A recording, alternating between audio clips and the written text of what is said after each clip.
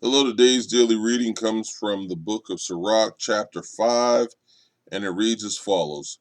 Don't set your heart upon your goods. Don't say they are sufficient for me. Don't follow your own mind and your strength to walk in the desires of your heart. Don't say who will have dominion over me, for the Lord will surely take vengeance on you. Don't say I sinned and what happened to me, for the Lord is patient. Don't be so confident of atonement that you add sin upon sins. Don't say his compassion is great, he will be pacified, for the multitude of my sins for mercy and wrath are with him, and his indignation will rest on sinners. Don't wait to turn to the Lord. Don't put off from day to day, for suddenly the wrath of the Lord will come on you, and you will perish in the time of vengeance. Don't set your heart upon unrighteous gains, for you will profit nothing in the day of calamity. Don't winnow with every wind. Don't walk in every path. This is what the sinner who has a double tongue does.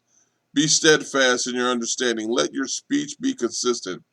Be swift to hear the answer with patience. If you have understanding, answer your neighbor, but if not, put your hand over your mouth. Glory and dishonor is in talk. A man's tongue may be his downfall. Don't be called a whisperer. Don't lie in wait for your tongue, for shame is on the thief, and an evil condemnation is on him who has a double tongue. Don't be ignorant in a great or small matter. Chapter 6. Don't become an enemy instead of a friend, for an evil name will inherit shame and reproach. So it is with the sinner who has a double tongue.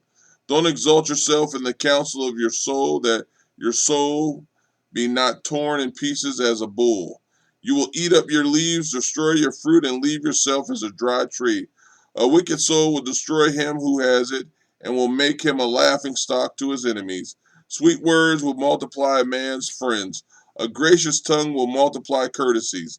Let those that are at peace with you be many, but your advisors, one of 1,000. If you want to gain a friend, get him in a time of testing, and don't be in a hurry to trust him. For there is a friend just for an occasion.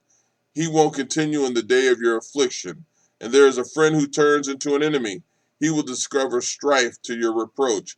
And there is a friend who is a companion at the table, but he won't continue in the day of your affliction. In your prosperity, he will be as yourself and will be bold over your servants. If you are brought low, he will be against you and will hide himself from your face. Separate yourself from your enemies and beware of your friends. A faithful friend is a strong defense. He who has found him has found a treasure. There is nothing that can be taken in exchange for a faithful friend. His excellency is beyond price. A faithful friend is a life-saving medicine. Those who fear the Lord will find him. He who fears the Lord directs his friendship properly. For as he is, so is his neighbor also. My son, gather instruction from your youth up. Even when you have gray hair, you will find wisdom. Come to her as one who plows and sows, and wait for her good fruit, for your toil will be little in her tillage, and you will soon eat of her fruit. How exceedingly harsh she is to the unlearned! He who is without understanding will not remain in her.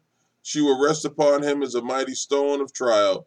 He won't hesitate to cast her from him. For wisdom is according to her name. She isn't manifest to many. Give ear, my son, and accept my judgment. Don't refuse my counsel. Bring your feet into her fetters and your neck into her chain. Put your shoulder under her and bear her. Don't be grieved with her bonds. Come to her with all your soul. Keep her ways with your whole power. Search and seek, and she will be made known to you. When you get hold of her, don't let her go. For at the last you will find her rest, and she will be turned for you into gladness. Her fetters will be to you for a covering of strength, and her chains for a robe of glory. For there is a golden ornament upon her, and her band's area blue ribbon. You will put her on a robe of glory, and will put her on as a crown of rejoicing. My son, if you are willing, you will be instructed. If you will yield your soul, you will be prudent. If you love to hear, you will receive.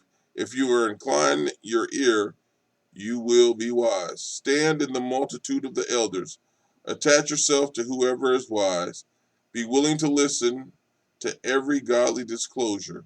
Don't let the proverbs of understanding escape you. If you see a man of understanding, get to him early. Let your foot wear out in the steps of his doors. Let your mind dwell on the ordinance of the Lord and meditate continually on his commandments. He will establish your heart, and your desire for wisdom will be given to you. Amen.